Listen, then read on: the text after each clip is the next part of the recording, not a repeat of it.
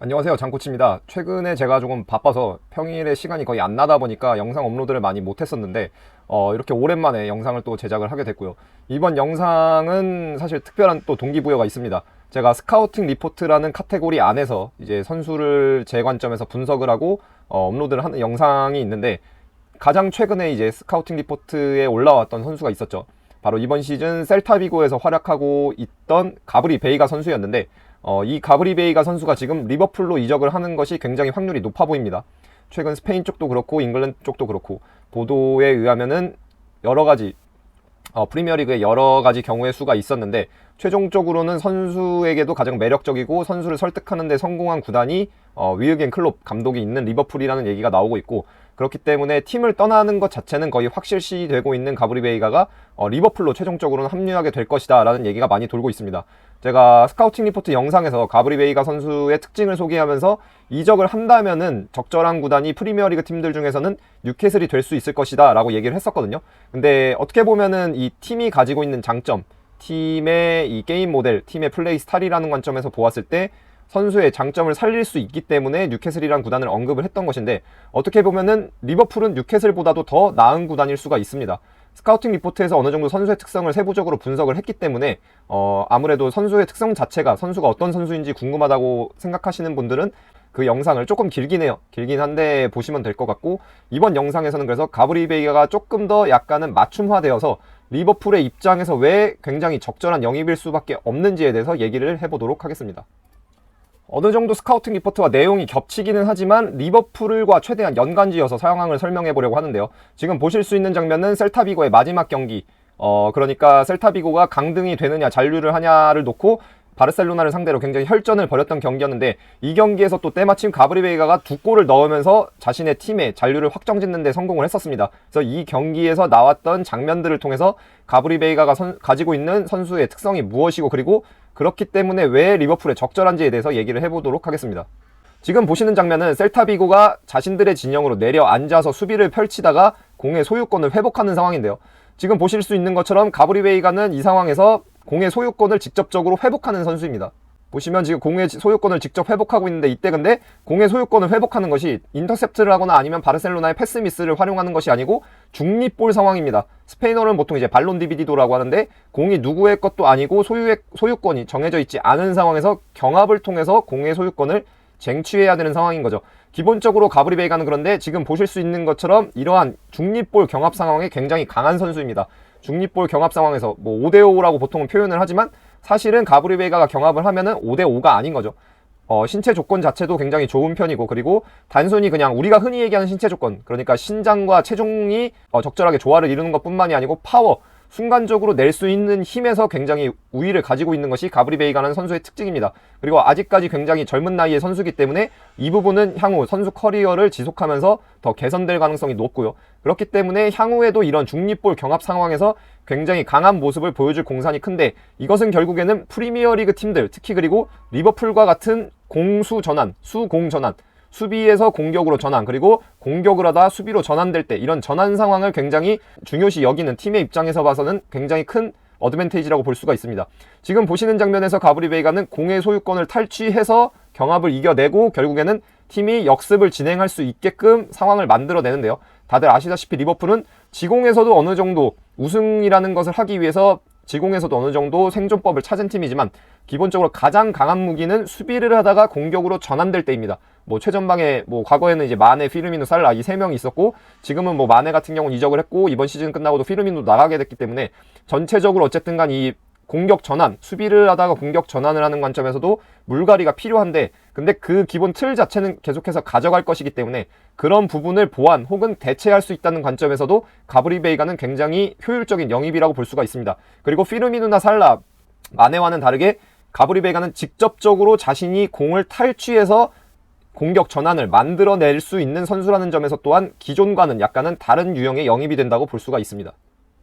네, 그래서 이어지는 상황을 보시게 되면 아까 직접적으로 경합을 하는 상황이 이제 23분 45초였거든요. 그리고 지금은 23분 51초입니다. 그러니까 약 6초 정도의 시간이 흐른 상황인데 6초의 시간 동안 벌써 공의 소유권을 자신들의 페널티 박스 근처에서 탈취한 이후에 벌써 빠르게 역습을 진행하기 위해서 상대 센터백 라인과 경합을 하고 있는 모습입니다. 그리고 이렇게 빠르게 물리적으로 빠른 속도로 거리를 이동할 수 있는 것 외에도 가브리 베이가는 선수의 그러니까 가지고 있는 본연의 특징에서 굉장히 공격성이 있습니다. 어떤 공격성이 있냐? 공을 뺏어낸 이후에 상대의 백라인의 뒷공간을 공략하기 위해서 가져가는 이 종적인 움직임, 직선적인 움직임을 바탕으로 한 공격성이 있는 선수거든요. 그렇기 때문에 아까 얘기했던 것처럼 공을 탈취해서 압박을 해서 팀의 공격 전환, 역습을 할 수 있는 상황을 만들어내고 그 이후에도 기존의 리버풀이 가져갔던 것처럼 상대의 뒷공간을 공략하는 데 있어서도 상당히 두각을 드러내는 선수가 가브리 베이가입니다. 가브리 베이가의 이러한 공격성은 지금 보실 수 있는 또 다른 장면에서도 여지없이 드러납니다.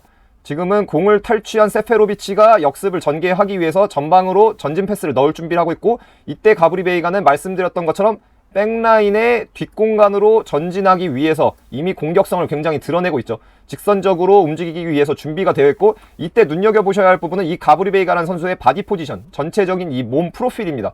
보실 수 있는 것처럼 앞으로 가기 위해서, 즉 몸의 방향이 열려있다고 저는 보통 표현을 하거든요. 그래서 저는 일할 때 선수들에게 바디 포지션을 열어놔라 라고 얘기를 하는데, 지금 보실 수 있는 것처럼 가브리 베이가의 바디 포지션은 정확하게 열려있습니다. 그리고 이때 열려있다는 것의 의미는 뭐냐면은 시야로 보았을 때 공을 봄과 동시에 고개만 돌리게 되면 바로 앞을 볼 수도 있고, 공이 자신에게 출발하는 것을 본 이후에는 바로 곧바로 컨트롤을 해서 앞으로 갈 수 있는 준비가 확실히 되어 있다는 것이죠.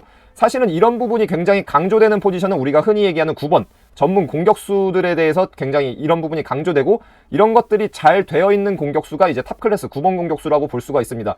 라리가에서 굉장히 오래 활약했던 선수로는 아무래도 이 루이스 수아레스 같은 경우가 이런 바디 포지션이 굉장히 잘 설정되어 있는 선수인데요. 공의 위치, 그리고 수비의 위치, 그리고 공과 수비에 대해서 자신이 어떠한 형태로 포지셔닝을 가져가야 하는지에 대해서 확실하게 인지가 되어 있어야 하는데, 가브리 베이가는 전문 공격수가 아님에도 불구하고 이러한 역습 상황에 최적화되어 있는 바디 포지션을 설정할 줄 아는 선수입니다. 그래서 이어지는 상황을 보게 되면 세페로비치로부터 공을 건네받아서 이제 두 명의 수비 사이에 있었죠. 그 당시에 공을 받기 전에 두 명의 수비 사이에 있었는데 바디 포지션이 올바랐기 때문에 공을 가지고 전진을 해서 1대1 상황에서 공을 받을 수 있었고, 1대1 상황에서 결국에는 이제 방향 전환, 오른발로 안쪽으로 접어놓고 여기서 이제 슈팅까지 가져가는 플레이를 시도하게 됩니다. 뭐 왼발 같은 경우에는 오른발보다는 확실히 조금 파괴력이 떨어지는 편이지만, 지금 보실 수 있는 상황에서처럼 상황에 따라서는 올바르게 바디 포지션을 설정하고 이후 상황에서 수비와 대치하는, 특히 상대 센터백과 대치하는 1대1 상황이 왔을 때는 양발을 어느 정도 자유자재로 활용해서 확실하게 피니싱까지, 슈팅까지 가져갈 수 있는 능력을 가지고 있는 것이 가브리 베이가입니다. 그렇기 때문에 다시 한번 얘기하지만 리버풀의 입장에서는 이렇게 빠르게 공격을 마무리 지어야 하는 상황이 주로 오는 팀이기 때문에 가브리 베이가라는 선수가 미드필더에 추가됐을 경우에는 기존에는 없었던 유형의 영입이라고 볼 수가 있습니다. 기존에는 최전방에 있던, 한창 좋았을 때는 피르미누, 살라, 그리고 뭐 마네 정도가 이러한 역할을 가지고 수행을 했었고, 상대적으로 미드필더의 경우에는 직접적으로 이렇게 피니싱까지 가져갈 수 있는 빈도를 높일 수 있는 선수는 없었는데, 가브리 베이가의 경우에는 영입이 된다면은 미드필더 라인에서도 이렇게 리버풀이 추구하는 축구를 조금 더 극대화시킬 수 있는 영입이 될 수 있다고 할 수 있습니다. 이번에는 가브리 베이가가 바르셀로나를 상대로 기록했던 첫 번째 골 장면을 한번 또 보도록 하겠습니다. 지금도 마찬가지로 바르셀로나가 공격을 전개하다가 셀타비고에게 공의 소유권을 내줬고, 이때도 직전에 저희가 봤던 상황과 거의 동일하게 최전방 공격수였던 세페로비치가 공을 가지고 있습니다. 지금 시점에서 봤을 때는 공을 가지고 있는 세페로비치보다 가브리 베이가는 확실히 조금 더 후방에 있죠. 후방에 남겨져 있고, 반면에 바르셀로나의 백라인은 간격이 벌어진 상태로 어느 정도 공간을 노출하고 있습니다. 이때도 마찬가지로 공격성을 지니고 있는 가브리 베이가는 공이 없는 상태에서 역습을 전개하기 위해서 앞으로 전진을 하고, 이때 결국에 활용하고자 하는 것은 바로 백라인의 뒷공간이 되겠습니다. 바르셀로나 백라인이 비교적 빠르게 정렬을 했고, 그리고 그 이후에 이제 가브리 베이가는 전진을 통해서 세페로비치로부터 2대1 상황에서 공을 건네받게 되는데요. 이때 가브리 베이가에게서 또 주목해야 할 부분은 바로 아까 제가 얘기했던 파워라는 부분입니다. 우리가 보통 얘기할 때, 선수의 스피드를 얘기할 때 단순히 빠르다 정도로만 얘기하는 경향이 있는데, 사실 스피드는 훨씬 더 조금 세분화되어야 하는 분야입니다.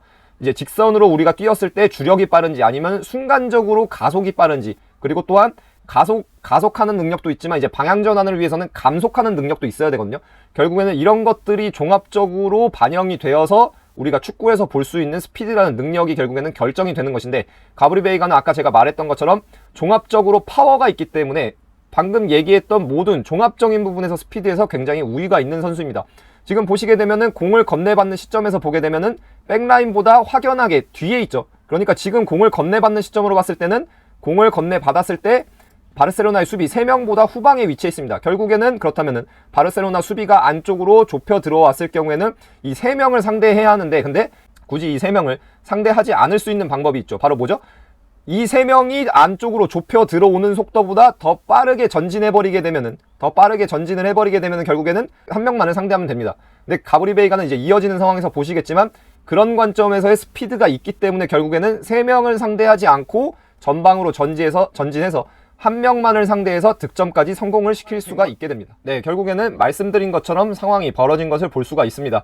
오른쪽 풀백이었던 쿤데와 왼쪽 풀백이었던 마르코스 알론소보다 가브리 베이가가 공을 가지고 전진하는 속도가 훨씬 빨랐고, 그렇기 때문에 이 쿤데와 마르코스 알론소는 결국에는 가브리 베이가의 등 뒤에서 선수를 따라오게 됩니다. 결국에는 1대1을 펼칠 수 있었던 것은 크리스텐센 뿐이었는데, 이 크리스텐센조차도 결국에는 가브리 베이가가 슈팅하는 것을 막을 수는 없었고, 이를 통해서 가브리 베이가는 먼 포스 쪽으로 땅볼로 슈팅을 시도해서 팀의 선제골을 기록할 수가 있었습니다.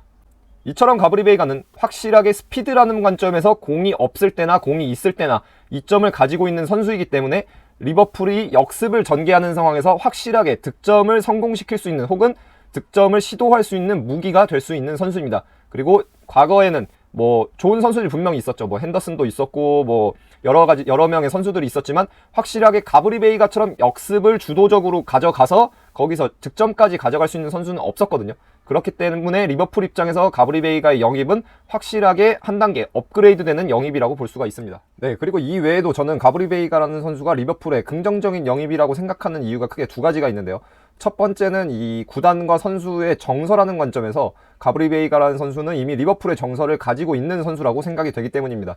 이번 바르셀로나전에서 가브리 베이가는 말씀드렸던 것처럼 2골을 넣으면서 결국에는 팀이 2대1로 승리를 하는 것에 결정적인 일조를 했고, 이 승점 3점을 통해서 셀타비고는 결국에 1부 리그 잔류를 확정지을 수가 있었습니다.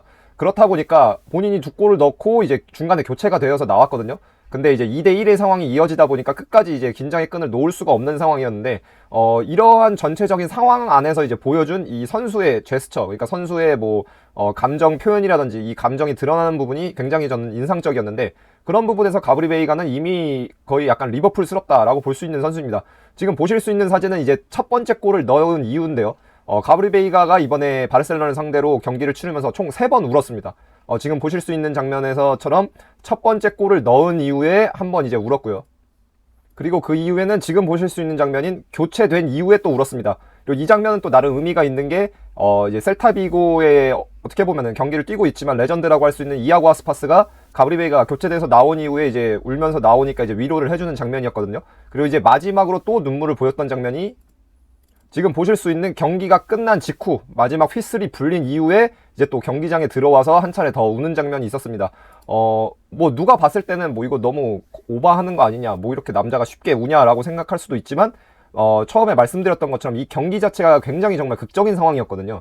만약 이 경기에서 승점 3점을 획득하지 못했다면은, 그리고 그것도 상대가 바르셀로나였고 승점 3점이 필요했는데 본인이 2골을 넣었는데 팀이 2대1로 이기고 있는 상황이었기 때문에 정말 한치 앞을 알 수 없었던 상황에서 팀이 잔류를 확정 짓는 것을 누구보다도 기다리고 이제 기대했을 가브리 베이가였기 때문에, 결국에는 이것이 확정되니까 또 이제 어떻게 보면은 뭔가 온갖 감정이 다 뒤섞였겠죠. 경기가 끝나고 기자회견에서 인터뷰를 할 때도 이제 뭐 굉장히 많은 것들이 뒤섞여 있었다라고 얘기를 했는데, 이런 관점에서 선수를 보았을 때 정말 온전하게 내가 이 구단에 소속되어 있고 내가 이 구단에 소속되어 있다는 것을 누구보다도 굉장히 절실하게 느끼고, 그것을 정말 느끼면서 단순히 그냥 공놀이 축구를 하는 것이 아니고 그 소속감을 그 어떤 선수보다 절실히 느끼면서 하는 축구를 하는 선수가 이 가브리 베이가라는 선수이기 때문에 이런 관점, 축구 외적인 부분이지만 결국엔 또 온전하게 축구 외적이라고 볼 수도 없잖아요. 이런 것들이 결국에는 경기장 안에서의 경기력에도 영향을 미칠 수밖에 없고,